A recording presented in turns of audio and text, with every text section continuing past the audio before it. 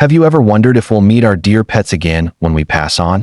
Today, you'll hear something that might change everything you believe. This story will touch your heart and give you hope. Please stay until the end because what you're about to hear could heal something deep inside you, especially if you've ever loved an animal. Hit that subscribe button and ring the bell so you won't miss our messages. If you believe in God's endless love, type Amen in the comments. God bless you as you listen. I'm Maria, and I'm 67 years old. Growing up, I always felt close to God and loved all creatures. My family was poor, living in a tiny mountain town. We prayed every night, and I dreamed of having my own home filled with love someday. Though I cared for every living thing, my parents said we couldn't afford pets. That left a hole in my heart that never got filled. When I met Roberto, the man I'd marry, I thought my luck had finally changed.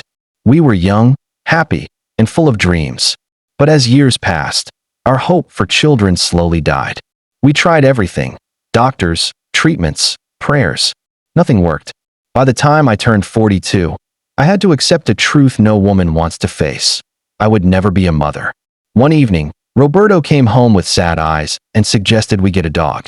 He said even though we couldn't bring life into the world, we could still show love to another creature. We brought home Luna, a small brown puppy with the biggest eyes. We named her Luna because she glowed like moonlight in our dark world. She quickly became our whole world. Roberto, who wasn't sure about getting a pet at first, fell completely in love with Luna. She filled our empty house with joy, running around and making us laugh. She was the child we never had, loved with all the tenderness of parents who knew what missing something meant. Even going to church felt hard because we hated leaving her alone. Coming home was always a celebration. Our life with Luna was peaceful and full of small daily joys. Every morning, she'd wake us up by jumping on our bed and licking our faces, as if saying, "Get up. Don't waste this beautiful day." Roberto, usually a quiet man, would laugh and play with her like she was his own child. Watching them together, I realized that family isn't just about blood. It's about pure love that asks for nothing back. We were as happy as anyone could be in this broken world. But life has a way of surprising us when we least expect it. On what seemed like an ordinary night, fate took another piece of my heart. Roberto went to sleep talking about weekend plans, smiling. But morning came, and he didn't wake up. A heart attack had taken him quietly, without warning. I still remember. That morning, sunlight coming through the windows, coffee I'd made that would never be drunk. I remember my scream and the terrible emptiness that filled our house.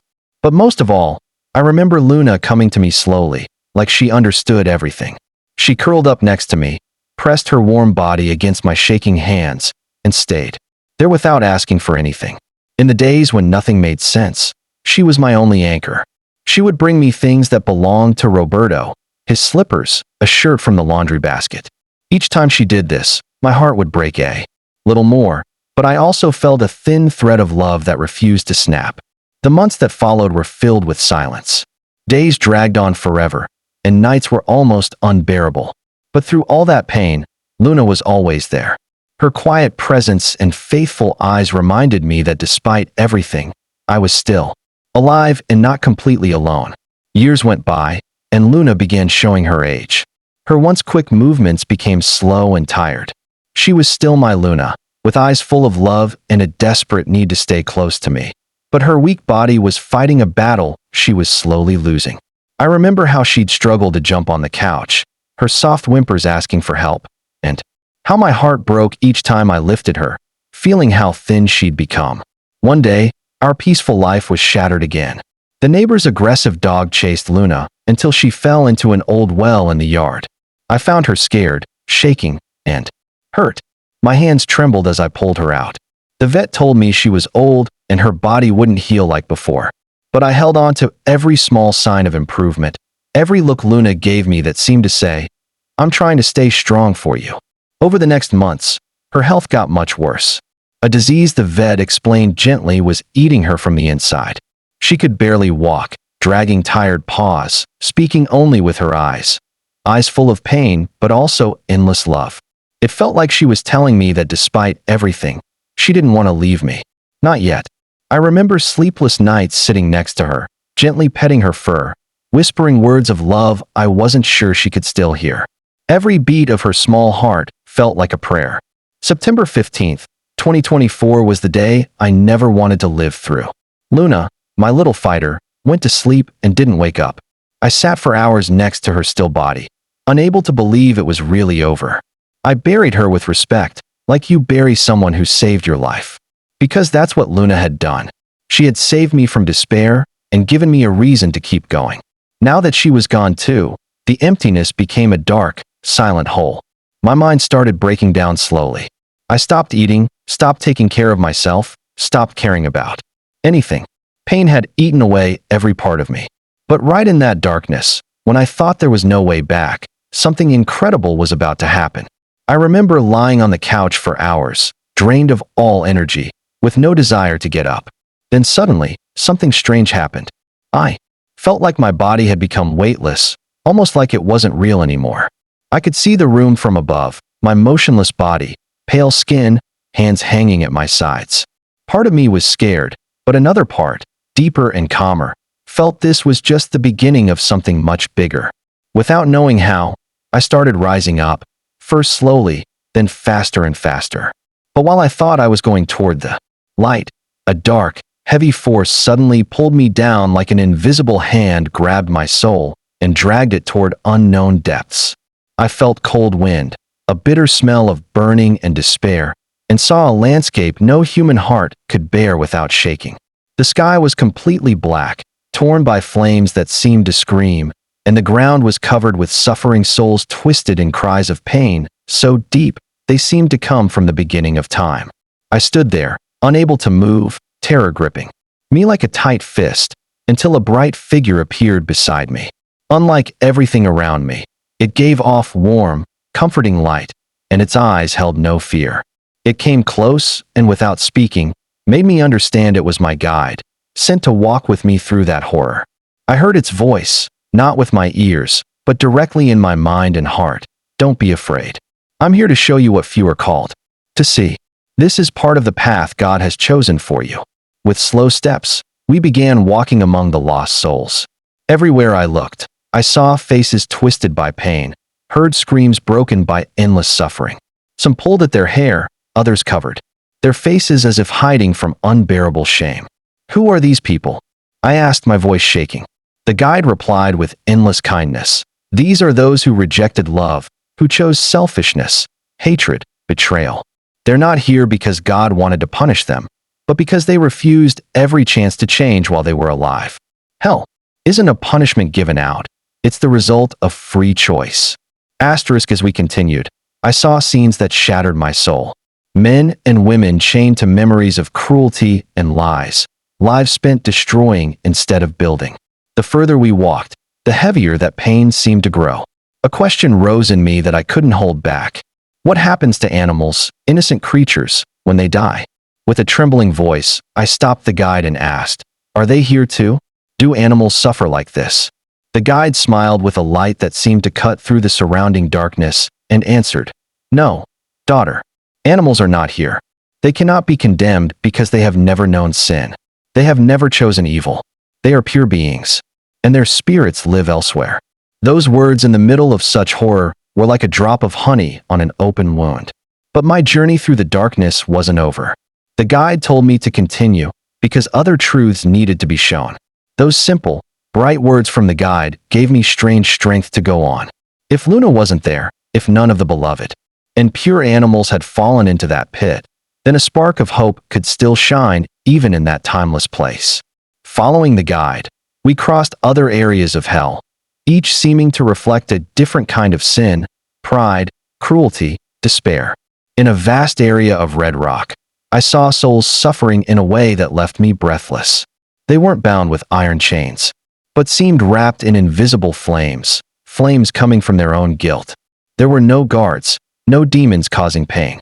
Their very rejection of love and truth had become their eternal punishment. As we walked, I suddenly saw a scene that pierced me like a knife. Some souls, alone and desperate, were reliving moments from their past lives. Men and women who had hurt animals, laughing at the suffering of helpless creatures, trampling the peace of purity God had given them. I saw one of them kneeling on the ground, hands over his face, while before him played images of wounded, abandoned animals hurt just for fun. His cry was different from the others, not just pain, but pure regret, a regret he could never fix. I turned to the guide, tears I couldn't stop, and asked, "Why must they suffer so much? Can't they be forgiven?" The guide looked at me with endless compassion. God forgives every heart that truly repents. But here come those who refuse to repent, who chose not to care until their very last breath. Those who caused pain to innocent creatures rejected. One of the purest gifts God placed on earth, the ability to love without expecting anything back. That's why their pain is doubled. They suffer for the evil they did and for the good they rejected. I stood in silence for a long time, listening to the endless crying. Part of me wanted to run away, to close my eyes, but the guide put a bright hand on my shoulder and said, "You're not here to lose hope, but to understand. Only someone who sees the pit can truly treasure salvation. Only someone who feels the weight of sin can value the worth of forgiveness." The further we went, the more I felt tiredness and sadness eating at me. But there was also strange peace in knowing that pure creatures like Luna would never know those shadows. Animals, the guide explained again, are part of creation that praises God simply by existing, by living according to God's design. When a person welcomes an animal with love, they honor God Himself, because they respect the life that flows from His hands. And when someone hurts an animal, they disrespect that gift, they disrespect the Creator. That thought carved itself into my soul like fire. We walked a little further, but the worst now seemed behind us. The guide smiled and said gently, "Now, it's time to go up. You've seen enough sorrow. Now you'll be shown the reward God prepares for those who love." Asterisk in that moment, a blinding light tore through the darkness, and I felt a sweet power lift me, drawing me away from that timeless pit. I was leaving hell. I was rising toward the place no human words can truly describe. The feeling of being lifted from the darkest depths into a kingdom of light was so intense and sudden that I could barely breathe. Darkness, cold, and crying, melted like mist in the sun, replaced by a sweetness I had never known. I rose, or rather was drawn upward, by an invisible, unstoppable force. The higher I went, the more dazzling the light became, but it didn't hurt my eyes. It healed every wound, pouring through me and changing me until fear, sorrow, and guilt melted like snow under a spring sun. Time disappeared. There was no yesterday, no tomorrow, only an eternal now filled with peace. When my feet finally touched ground, I found myself in a place beyond description. A garden where no earthly colors had ever shone so brightly, no smells breathed so purely, no sounds mixed so perfectly. Every flower seemed to sing a silent song to the Creator.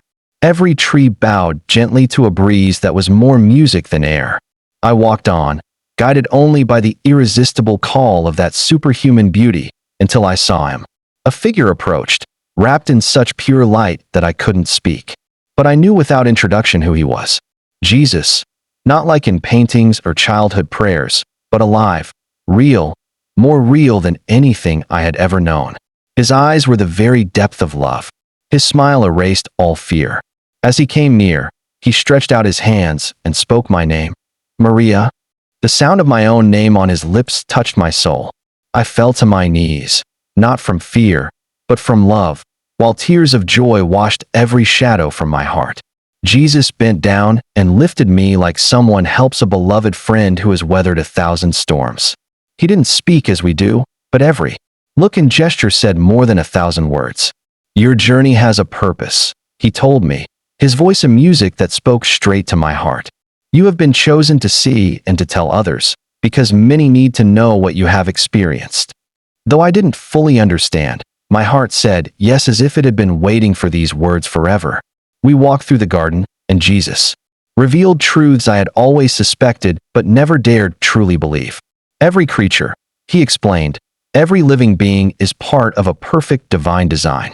Animals are precious gifts, mirrors of God's love, teachers of spiritual lessons humans often ignore. When a person welcomes an animal with love, they welcome me, He said.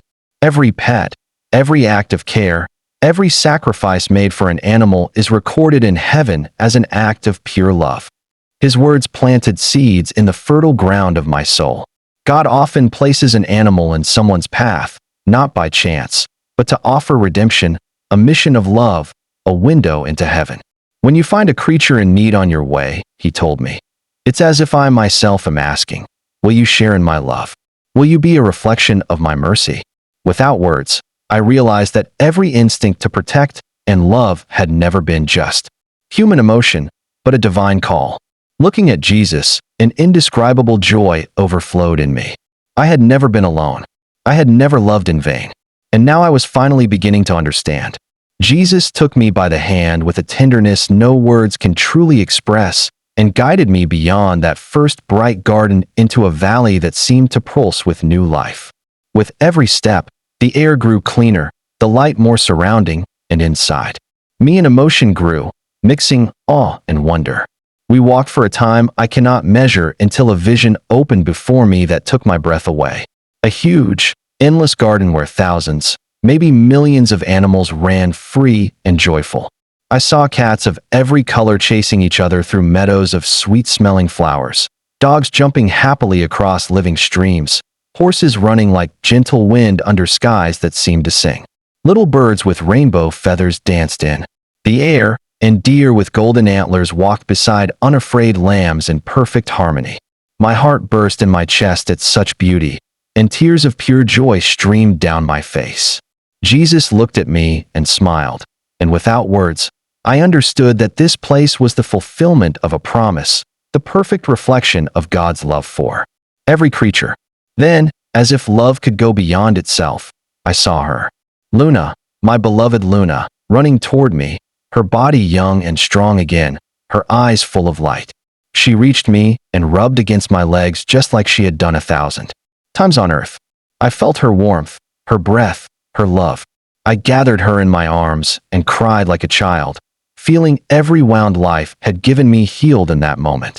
Jesus let me stay in that moment, honoring how sacred it was.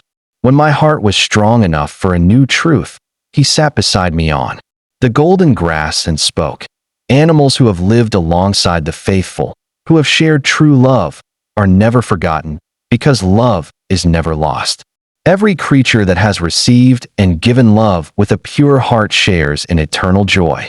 He explained that not all animals have consciousness like humans do, but those who have been loved and have love become part of the new creation God keeps for his children.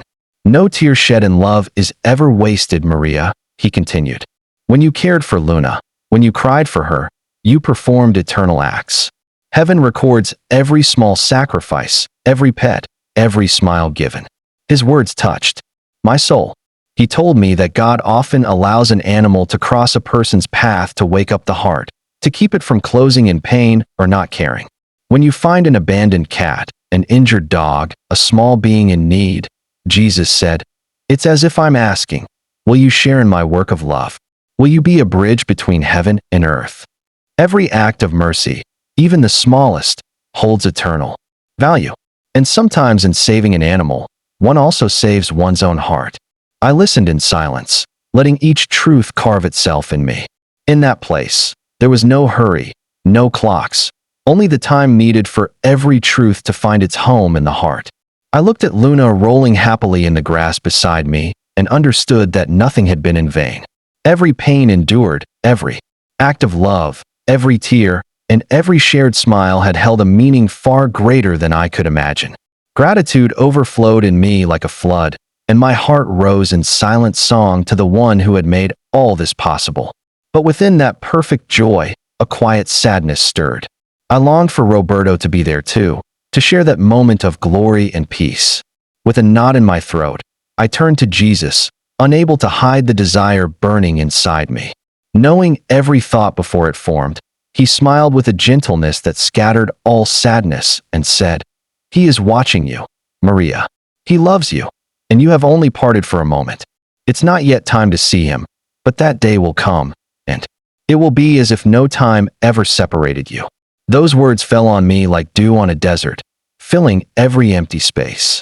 I understood that his love for me had not faded, that the bond we had built in life still lived, held in God's own heart. Tears, clouding my sight, I lifted my eyes to the golden horizon and whispered with all my soul, I miss you. I can't wait to see you again.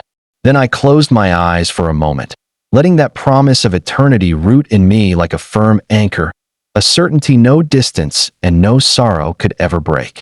Sitting on the golden grass beside Jesus, with Luna sleeping softly at my side, I felt as if my heart, maybe for the first time in my life, was completely healed.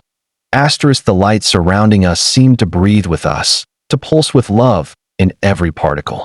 Jesus looked at me, and his gaze was so intense, so full of truth that I couldn't have handled its depth if he himself hadn't been supporting me from within.